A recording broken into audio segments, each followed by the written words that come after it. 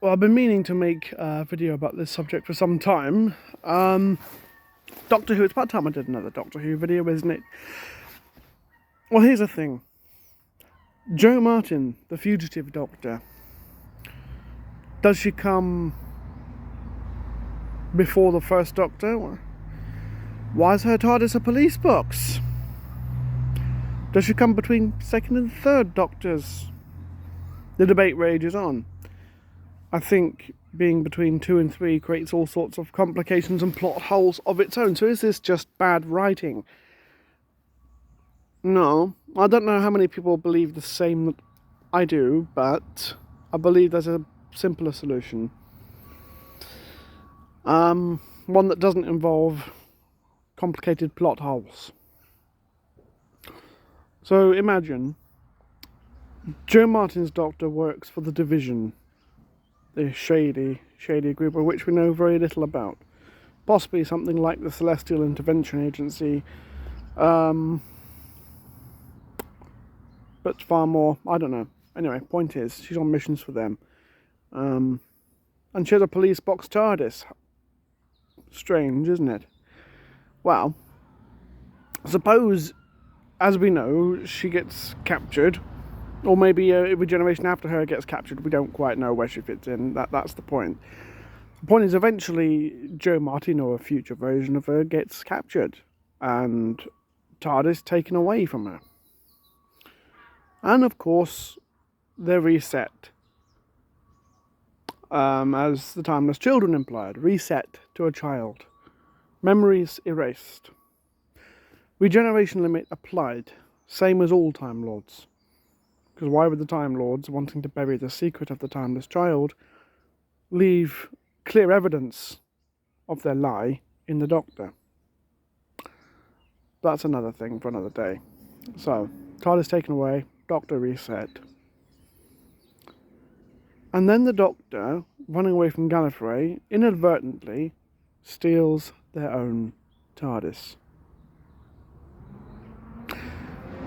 Now, of course, you've got to factor Clara into all this. I've had someone comment today saying, didn't Clara help the Doctor choose the TARDIS? You know, kind of, but you have to remember that it was only because the Great Intelligence intervened in the timeline to ensure the Doctor died, or that things didn't go the way they were supposed to, that Clara had to intervene in the first place, because she set the timeline back to what it was supposed to be. So the Doctor steals their own TARDIS back. Lands in 1963. Gets stuck as a police box. Now, the thing that I think that would tie this all together very neatly, because we know the chameleon circuit is faulty as anything, I think that the specific fault with the chameleon circuit is that landing in the 1960s causes it to be stuck. I think that's the fault. Because the TARDIS was in for repairs and the Doctor stole it. I think they repaired the fault. And then the Doctor went and landed and it got stuck again. Because the TARDIS is just so antiquated and just a little bit shonky. But we all love it for that. So I think the Doctor stole their own TARDIS back. Leave your comments, leave your thoughts. But that's my interpretation of it. Anyway, whether the show chooses to address this or not, I don't think it matters. Doctor Who is sometimes best when it leaves things a little bit vague, because it leaves room for interpretation. It shouldn't try and trap itself in its own continuity too much. A lot of that happened with the old series, hence why Sylvester McCoy's Doctor was so mysterious, and why they tried introducing this whole, what we know as the Cardinal Master Plan, because the show had come to, we know everything about the Doctor, etc.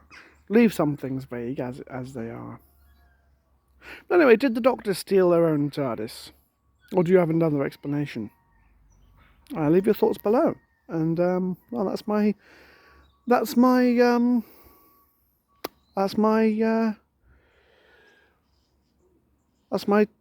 trailing off. That's my thought for the morning.